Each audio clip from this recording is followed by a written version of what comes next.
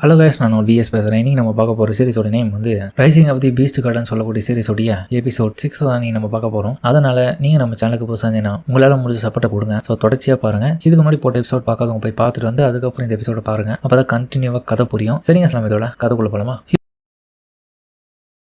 இப்போ ஹீரோக்கும் அந்த 4th ரேங்கருக்கும் இடையில நடக்கக்கூடிய சண்டையை தான் காமிக்கிறாங்க. அதில் பார்த்தா அவனுடைய பிளான்ட் பவரை பயன்படுத்துவான். நிறைய செடி கொடிகளை அவன் மேலே அனுப்பி ஹீரோவை அட்டாக் பண்ணதுக்காக வருவான். ஸோ ஹீரோ தன்னுடைய தண்டர் கிளாவ்னு சொல்லிட்டு அதை பவரை பயன்படுத்த அதெல்லாமே ஈஸியாக கட் பண்ணி விட்டுருவான். மிங்கு ஆரம்பத்திலே சந்தோஷமாயிடுவான், இன்னைக்கு அண்ணன் ஜெயிக்க போறான் அப்படின்னு. இதை பார்த்து ஆனால் நம்ம 3rd ரேங்கரும் டே அதுக்குள்ள சந்தோஷமாகாதரா, லின்னு இன்னும் இந்த மேட்சை முடிவுக்காக கொண்டு வரலடா, அவ்வளோ சீக்கிரத்தில் விட்டு கொடுக்குற ஆள்லாம் அவன் கிடையாது. அவன் முதல்ல இவனுடைய ஸ்ட்ரென்த் என்னன்றதை டெஸ்ட் பண்ணிட்டு இருக்கான்னு நினைக்கிறேன். திரும்பியும் அவன் பயன்படுத்தி ஹீரோ இந்த முறையும் எல்லாத்தையுமே கட் பண்ணி விட பரவாயில்ல, ஆல்மோஸ்ட் நான் அவனுடைய ஸ்ட்ரென்த் என்னன்றதை கணிச்சிட்டேன். இதை கேட்ட ஹீரோவும் என்னடா சொல்ற? ஸோ அதுக்கப்புறம் பார்த்து ரீஜெனரேட்டிங் சொல்லக்கூடிய வேர்களை பயன்படுத்தி அவனை சுற்றி கட்டுப்பட்டு இருந்த எல்லா விதமான வேர்களும் அப்படியே ஹீரோ பிடிக்க ஆரம்பிக்கும். இதை பார்த்து எல்லாரும் ஷாக் ஆவாங்க. ஹீரோவும் இந்த விஷயத்த எல்லாமே வாங்க என்கிட்ட சொன்னது போல தான் நடந்துட்டு இருக்கு. இது அவனுடைய எபிலிட்டியில ஒண்ணுதான். அவனால இன்ஃபினிட்டி லெவல்ல ரீஜெனரேட் பண்ணிட்டே இருக்க முடியும் அவனுடைய வேர்களை. ஸோ அதுக்கிட்ட பார்த்து ஹீரோ நின்று மாட்டிக்கினா ஹீரோவோட ரேடியேஷன் பவரை வந்து அவன் மேல வெளிப்படுத்த இந்த முறையும் பார்த்தா எல்லாத்தையுமே கட் பண்ணி தூக்கி எரிஞ்சிருவான். எல்லாரும் ஹீரோவை பாராட்டுறாங்க. பரவாயில்ல, அவன் எப்படி சமாளிச்சிட்டான் பாரு, லின்னு சூப்பர் தான். ஆனா ஹீரோ மட்டும் யோசிப்பான், இவன் எந்த வகையிலான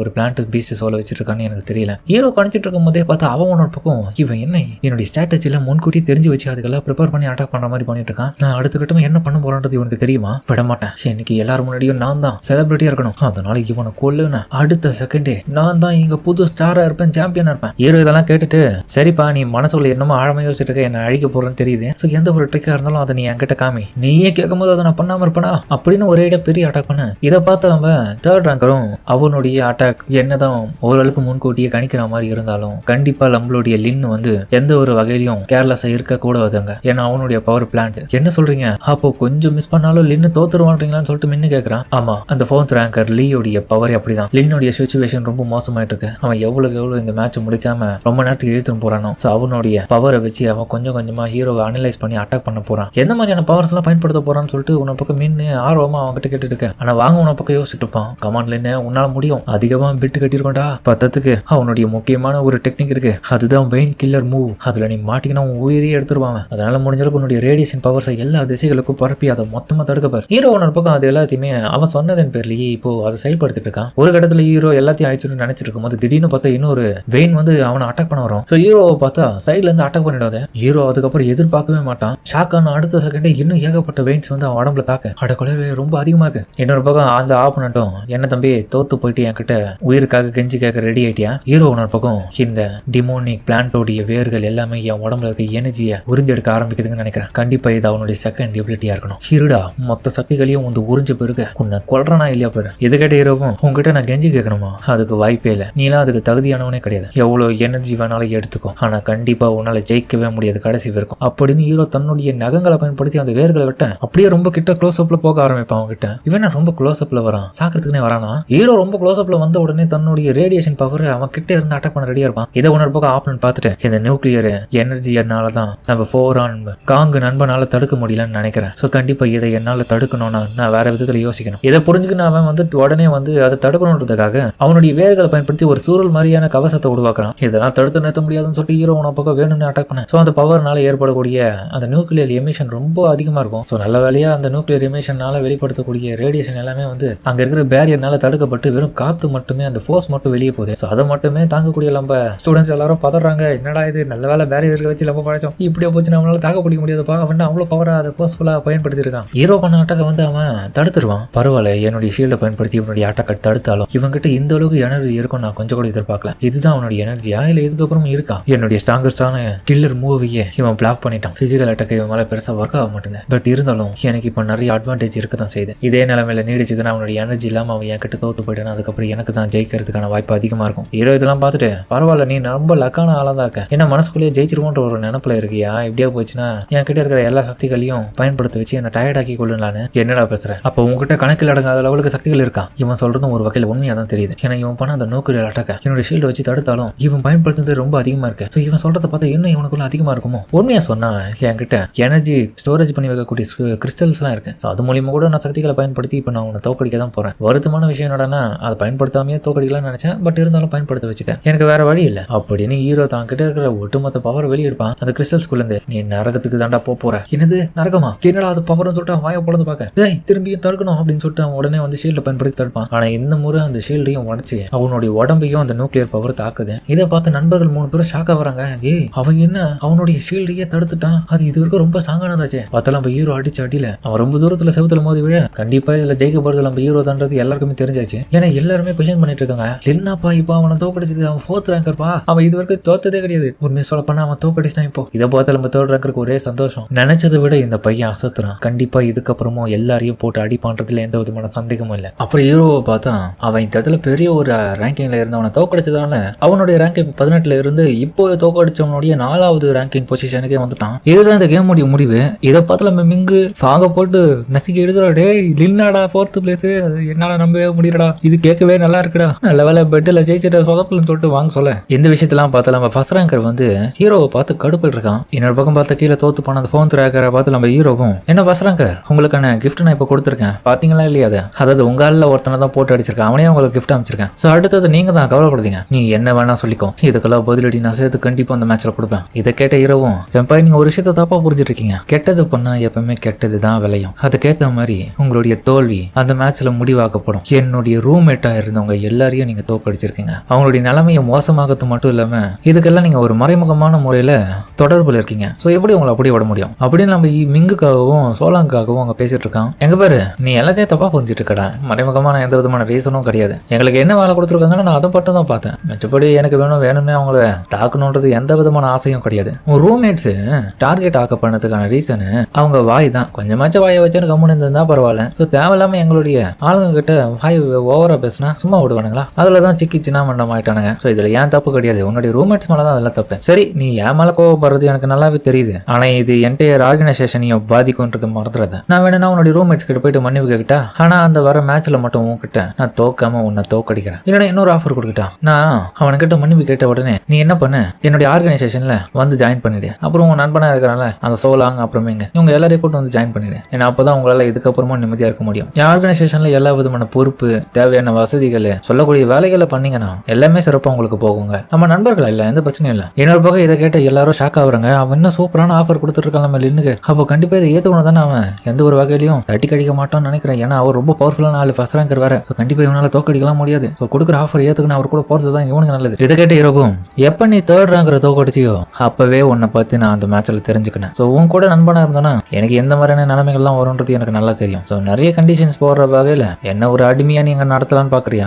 என்னடா சொல்ற, நீ இந்த மாதிரி நாட்களை உங்க கூட வந்து ஜாயின் பண்ண வைக்கிறது மூலியமா அவங்க கூட நடத்தக்கூடிய மேட்சுகள்ல ஒரு பெட்டை செட் பண்றேன், அந்த ஒரு பெட்டில் கிடைக்கிற பணத்தை எல்லாத்தையுமே சேகரிச்சு வைக்கிறேன். ஸோ அசிங்கமா இல்ல இந்த மாதிரியான முறையில வின் பண்ணி அவங்க கிட்ட பணத்தை சேகரிக்கிறேன், அதுவும் இல்லாம அந்த மேட்ச்ல வேற கேவலமான ட்ரிக் எல்லாம் பயன்படுத்துறீங்க. ஸோ இப்படியாப்பட்ட கேவலமான ஆர்கனைசேஷன்லாம் நான் சேர மாட்டேன் கண்ணா அப்படின்ற மாதிரி ஹீரோ சொன்ன அடுத்த செகண்ட் அவன் கடுப்பான். ரொம்ப இல்லைன்னு ஓவரா பேசிட்டேன், உன்னை நான் சும்மா விட மாட்டேன் பாரு, உன் கூட எத்தனை பஸ்டியர்ஸ் வந்து இருக்கானுங்கன்னு, ஆனா எல்லாரும் அப்பாவியான ஆளுங்க, அவங்களுடைய பிளட்டை உரியடா நீ கொசு மாதிரி. இதை பார்த்தலாம் பாருங்க, டே என்னடா முழு ஆர்கனைசேஷனுக்கே சவால் விடுறான், அவனுக்கு கொத்து கொத்தா வந்து அடிக்க போறானுடா. ஆனா இன்னொரு பக்கம் பார்த்தாலும் 3rd ரேங்கரும் அவனை பத்தி தெரியாதான் அவன் எவ்வளவு கிரேசியான ஆளுன்னு, அவன் ரொம்ப ஓவரா தான் பேசிட்டு இருந்தாலும் அவன் அதெல்லாம் சமாளிக்கிற லெவலுக்கு தைரியத்தை தான் வச்சுட்டு இருக்கான். இதுல இருந்து என்ன தெரியுது, அவன் சமாளிக்க முடியும்ன்ற ஒரு நம்பிக்கையில தான் அவனுக்கு எதிர்க்கிறான். அதுக்கப்புறம் பார்த்தா ஆடியன்ஸ் எல்லாரும், லின்னு நீ சொல்றது சரிதான் லின்னு, அவனு கூட சேராத, அந்த ஆர்கனைசேஷன்ல ரொம்ப மோசமான வேலையெல்லாம் பார்த்துட்டு இருக்கானுங்கிறது நல்லா தெரியுது, நீ அவனுக்கு தோக்கடிச்சு பதிலடி கொடுன்ற மாதிரி இவனுக்கு எல்லாம் சொல்ல. இதை கேட்டு நம்ம ஃபர்ஸ்ட் ரேங்கரு வெறுப்படி உச்சகத்துக்கு போயிடுவான். இவனை வரக்கூடிய மேட்ச்ல கொன்னே தீரணும், அப்போதான் என்னுடைய ஆர்கனைசேஷனை பத்தி எவனும் எதுவும் பேச மாட்டான், அப்படி அமைதியா போகும். கூடிய சீக்கிரமே உங்களுக்கான மேட்ச் வரும்போது சந்திக்கலாம் சீனியர், கேர்ஃபுல்லா இருந்துக்கோங்க, இதெல்லாம் விட்டுட்டீங்கன்னா கூட நான் உங்களை மன்னிச்சு வரதுக்கான வாய்ப்புகள் நிறைய இருக்கு, கொஞ்சம் நல்லா யோசிச்சுக்கோங்கன்னு சொல்லிட்டு ஹீரோ அந்த இடத்து விட்டு கிளம்ப. இல்லைன்னு மேட்ச் வரட்டும் இல்லைன்னு கண்டிப்பா உன்னை கொன்னுறேன்டா, இதை மட்டும் மறந்துடாத அப்படின்னு அவன் கோவத்துல அங்க கத்திட்டு இருக்கான். அப்புறமா பார்த்தா எல்லாரும் அன்னைக்கு நைட்டே பார்ட்டியை வச்சு கொண்டாடிட்டு இருக்காங்க. நம்ம வாங்க தான் பார்த்தா ட்ரீட் வைக்கிறேன் எல்லாருக்கும். நம்ம ஷாலாங் கூட இன்னொரு பக்கம் அந்த இடத்துக்கு வந்துட்டான், ஒரு அழுகு ரெக்கையில இருக்கான், அவனால நடக்க முடியுது. ஸோ அந்த நிலைமையில தான் அங்க வந்து உட்காந்துட்டு இருக்கும்போது நம்ம 3rd ரேங்கரும் கூச்சப்படாம சாப்பிடுங்கடான்ற மாதிரி சொல்ல, அவரு ஏன்டா இதெல்லாம் ரொம்ப காஸ்ட்லியா இருக்கும் போல என்ற மாதிரி சொல்ல, இல்ல இது எல்லாத்துக்குமே வந்து நம்ம வாங்க தான் பே பண்றோம், அதனால பிரச்சனை இல்லை. அதுக்கப்புறம் பார்த்தா அங்க நடக்கிற கூத்தே வேறையா இருக்கும். நம்ம இங்க வந்து ஆர்டர் போறது எல்லாமே ரொம்ப காஸ்ட்லியான ஐட்டமா இருக்கிறத பார்த்து நம்ம வாங்க, டேய் கூச்சப்படாம போடுற, என்கிட்ட பெட்டு காட்டுறதுனால 45 மில்லியனுக்கு இதுடா நான் பாத்துறேன்டா அப்படின்ற மாதிரி அவன் சொல்ல, என் பக்கம் பார்த்து ஹீரோக்கு பயங்கரமா உபசரிக்கிறான். இல்ல நண்பா இதெல்லாம் நமக்கு வேணாம், ஏன்னா இன்னைக்கு நைட்டு நான் போயிட்டு பிராக்டிஸ் ரூம்ல பிராக்டிஸ் பண்ணோம், ஸோ நான் குடிக்கூடாது. யாருப்பா எங்கப்பா இவன் விடாம எல்லா நைட்டும் போயிட்டு பிராக்டிஸ் பண்றான், இதை பார்த்து வாங்க. ஆமா நீ மட்டும் குடிக்கல, ரொம்ப பிரச்சனை பண்ற மாதிரி பண்ணிட்டு இருக்க, நீ எனக்கு கொஞ்சம் கூட செட் ஆகல, இது என்ன குடிக்க மாட்டியா, வெறுப்பத்திரியா, இல்ல எங்க கூட இருக்கிறது பிடிக்கலையா அப்படின்ற மாதிரி அவன் கலாய்க்க. இதை கேட்ட லிங்கம் சேரா டென்ஷன் ஆகாதரா குடிக்கிறான்டா. அதுக்கப்புறம் பார்த்தா ஹீரோ மடக்க அது குடிக்க ஹீரோவை விடவே மாட்டானுங்க. தேர்ட் ரேங்கர் ஒரு பக்கம் ஹீரோவை பார்த்து ஃபோர்த் ரேங்கர் தோக்கடிச்சதுக்காக கங்க்ராச்சுலேஷன் இல்லைன்னு ஃபோர்த் ரேங்க் வேற வந்துட்டேன், உங்களுக்கு தான் நான் தேங்க்ஸ் சொல்லி ஆகணும் தேர்ட் ரேங்கர், ஏன்னா நீங்க கொடுத்த இன்ஃபர்மேஷன் தானே என்ன இவ்வளவு தூரம் கொண்டு வந்துச்சு. அது உண்மைதான். சாலா ஒரு பக்கம் மன்னிச்சிடா, எனக்கு உடம்பு அடிபட்டுனால என்னால குடிக்க முடியாது, இப்போதைக்கு டீ தான் குடிக்க முடியும். பரவாயில்லப்பா கொஞ்சம் கொஞ்சமா ஹீல் ஆயிட்டு இருக்கு, எனக்கு பரவாயில்ல. அது மட்டும் இல்லாம அடுத்த கட்டமா மேட்ச் நடக்க போறது கேள்விப்பட்டேன், நீ எல்லாத்துக்கும் பதிலடி அவனை கொடுத்தே ஆகணும், ஆனா கண்டிப்பா அந்த மேட்ச் ஈஸியா இருக்க போறது இல்லை மட்டும் எனக்கு நல்லா தெரியுது. இதை கேட்டால் நம்ம வாங்க வந்து கவலைப்படத்தன்பா, இவனுக்கு தேவையான இன்ஃபர்மேஷன் எல்லாம் நான் தான் இங்க கொடுத்துட்டு இருக்கேன், கண்டிப்பா வந்து என்ன மாதிரியான ட்ரிக் வேணா அவன் பயன்படுத்திட்டோம், நான் பாலை போட்டு அடிக்கிறது கன்ஃபார்ம் அங்க. அதுக்கப்புறம் கொஞ்ச நேரத்துக்கு அங்க என்ஜாய் பண்ணிட்டு இருக்கானுங்க. இன்னொரு பக்கம் நம்ம ஃபர்ஸ்ட் ரேங்கர் வந்து அந்த 4 ஆம் கொரில்லா பீஸ் சொல்ல வச்சுட்டு இருந்தவன் வந்து ஹாஸ்பிட்டல்ல அட்மிட் பண்ணிருக்காங்க. ஸோ அவனுடைய இடத்துக்கு போக நான் எப்படி தோத்துன்றது என்னாலே நம்ப முடியல ஃபர்ஸ்ட் ரேங்கர். அடுத்தது நான் என்ன பண்றதுன்னு எனக்கு தெரியல, ஆர்கனைசேஷன்ல இதுக்கப்புறம் என்ன பண்ண போறான்னு எனக்கு புரியல. நீ சொல்றது உண்மைதான், அந்த தேர்ட் ரேங்கரும் சரி இந்த லென்னு பையனும் சரி ஒரே மாதிரியான ஆள் தான், நான் ரொம்ப வெறுக்கிறேன், நீயும் வெறுக்கிற, ஆனா கவலைப்படாத, கண்டிப்பா அடுத்த கட்ட மேட்ச்ல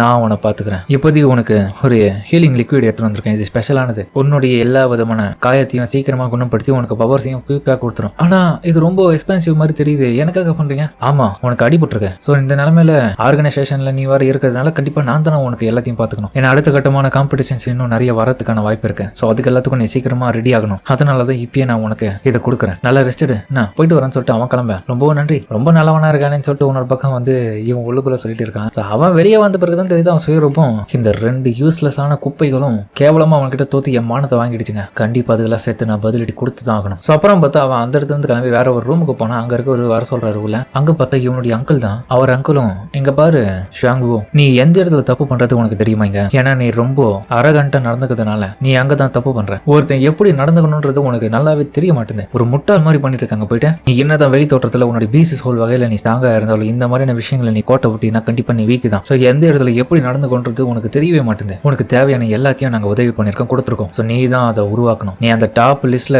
ஒரு டாப்பான ரேங்கரா இருக்கணும்னா அதுக்கு தானே உங்களுக்கு நிறைய விதமான உதவிகளை நாங்க பண்ணிருக்கோம். ஸோ அந்த லிஸ்ட்லயும் நிறைய பேரை நீ சேர்க்கறதுக்காக தான் ஆசைப்பட்டு வச்சிருக்கேன். ஸோ அப்படி இருக்கும்போது நீயே சின்ன சின்ன தப்புகளை பண்ணி அதை சொதப்பிக்கிறேன், போற போக்க பார்த்தா கேவலமா ஒருத்தங்கிட்ட தோக்க போறியான்னு எனக்கு பயமா இருக்கு. அப்ப அவரும் உள்ளுக்குள்ள யோசிப்பாரு, என் காலகட்டத்திலயும் நான் ஃபர்ஸ்ட் பிளேஸ் வரதுக்காக பலமுறை முயற்சி பண்ணேன், என்னால முடியல, சரி இந்த காலகட்டத்திலாச்சும் இவன் இன்னும் ஒரு பக்கம் ஃபர்ஸ்ட் ரேங்க்ல இருந்து ஏதாச்சும் உருப்படியா பண்ணுவான்னு பார்த்தா இவன் ஃபர்ஸ்ட் ரேங்க் வந்து பெருசா எதுவும் பண்ணல. எங்க பாரு உன்கிட்ட இருக்கிறத வச்சு உன் கூட இருக்கவங்களை வச்சியாச்சு உனக்கான ஃபர்ஸ்ட் ரேங்கை எப்படியாச்சும் நீ பாதுகாத்தே ஆகணும், என்ன உதவி பண்ணுறதுக்காக இங்க வந்த நீ சொல்லு. ஒன்னும் வேணாம் அங்கிள், நான் அந்த லீன்ற பர்சன் கூட ஃபைட் பண்ணிட்டு அதுக்கப்புறம் நான் உங்ககிட்ட வந்து சொல்றேன். எங்க பாரு பதட்டப்படாத, ஜெயிக்க முடியும்னு ஒரு கான்பிடன்ஸ் உனக்கு இருக்கா, அதுக்கப்புறம் நீ ஜெயிக்கிறதுக்காக அங்க போலாம். இன்னும் 10 நாள் இங்க இருக்கு, ஏன்னா அடுத்த கட்ட அந்த நேஷனல் ஃப்ரெஷர்மேன் சோஷியல் காம்படிஷன் நடக்கிறதுக்காக. இதுதான் first national freshman friendship competition. இதுல ஏகப்பட்ட ஸ்டூடெண்ட்ஸ் வேற காலேஜஸ்ல இருந்து வந்து கலந்துப்பாங்க. ஸோ இந்த நல்ல வாய்ப்பை பயன்படுத்திக்காம போயிட்டுனா வேற எதுலயும் நமக்கு லாபம் கிடைக்காது, நமக்கான மான மரியாதைலாம் நிறைய இருக்கு, அதை காப்பாற்றணும் சரியா அங்கிள். ஆனா எனக்கு புரியுது நீ எந்த சூழ்நிலையில இருக்குன்றது, ஸோ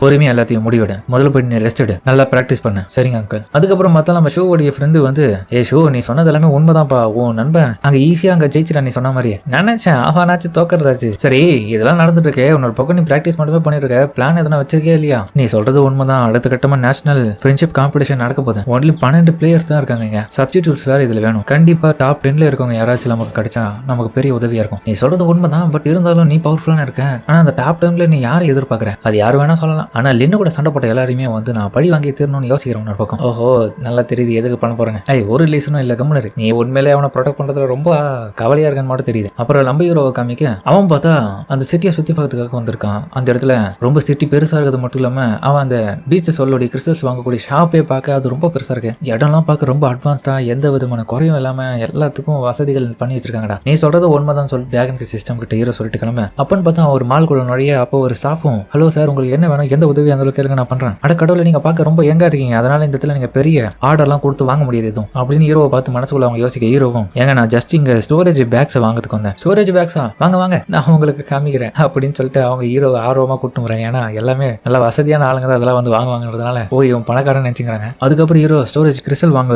யோசிச்சுட்டு இருக்கான். ஸோ அப்போன்னு பார்த்து இதில் எது பெஸ்ட்டானது ரொம்ப குவாலிட்டியாக நல்லா வேணுன்ற மாதிரி கேட்க அதுக்கப்புறம் பார்த்தா அவங்க ஸ்பெஷலானது எடுத்து ஹீரோ கிட்ட காமிப்பாங்க. ஆனால் உள்ளுக்குள்ள யோசிப்பாங்க இதோடைய வேல்யூவல் கிட்டத்தட்ட வந்து 5 மில்லியன் கிட்ட. இன்னைக்கு எனக்கு ஜாக் பாட்டு தான். ஓகேங்க இதை நான் வாங்குறதுல எந்த விதமான பிரச்சனையும் இல்லை. பட் இருந்தாலும் எனக்கு சைடில் அடிஷனலாக இந்த சோல் கிறிஸ்டல்ஸ்லாம் வேணும். அதையும் நான் கொஞ்சம் வாங்கிக்கிறேன். பீஸ்ட் சோல் கிறிஸ்டலா கிட்டத்தட்ட எனக்கு 1 லட்சம் பீசஸ் வேணுன்ற மாதிரி கேட்க இதை கேட்டு அவங்க ஷாக் ஆவாங்க. அதுக்கு முதல்ல இதை சொல்லியிருந்தா இவனை கடவுளே சேர்த்துக்க மட்டுமே யோசிக்கிறாங்க. நீங்க ரொம்ப அதிகமாக கேட்கறதுனால இதெல்லாம் நான் வந்து மேனேஜர் கிட்ட ரிப்போர்ட் பண்ணி தான் வாங்க முடியும். பரவாயில்லையா? அதை வச்சு என்ன பண்ணுவீங்க? அதுவாங்க நான் மேஜிக் சிட்டி பீசஸ் யூனிவர்சிட்டியோட ஸ்டூடெண்ட்னால ஸோ எனக்கு ப்ராக்டிஸ் பண்ண தேவைப்படுது. அதுவும் இல்லாமல் நாங்கள் ஒரு டாப் ஸ்டூடெண்ட். அதனால இதை கேட்டவங்க ஹீரோ மேலே ரொம்ப இம்ப்ரெஸ் ஆயிடுவாங்க. என்னது நீங்க டாப் ஸ்டூடெண்டா? சரி உடனே வெயிட் பண்ணுங்க, நான் போயிட்டு எங்க மேனேஜர் கிட்ட பேசிட்டு வரேன். அப்புறம் பார்த்து திடீர்னு பக்கத்தில் இன்னொரு விஷயத்தையும் கவனிப்பான். இதுன்னு பார்க்கவே ரொம்ப பலபலன்னு இருக்குன்ற மாதிரி ஹீரோ அதை பார்த்து ஆச்சரியப்படுறான். அதோட இந்த எபிசோட முடிக்கிறாங்க. சரிங்க, இந்த வீடியோ அப்படின்னு கமெண்ட்ல சொல்லுங்க. இதுக்கு முன்னாடி போட்ட எபிசோட்லாம் பார்த்து இந்த எபிசோட பார்க்குறீங்கன்னா கண்டிப்பாக பிடிச்சிருக்குன்னு நினைக்கிறேன். ஸோ பிடிச்சிருந்த பட்சத்தில் லைக்கும் போட மறந்துடாதீங்க. ஸோ அடுத்த எபிசோட் பார்க்கணும்னா சேனல் சப்ஸ்கிரைப் பண்ணி வச்சுக்கோங்க. சரிங்க, நம்ம இதோட இந்த வீடியோ முடிச்சுமா.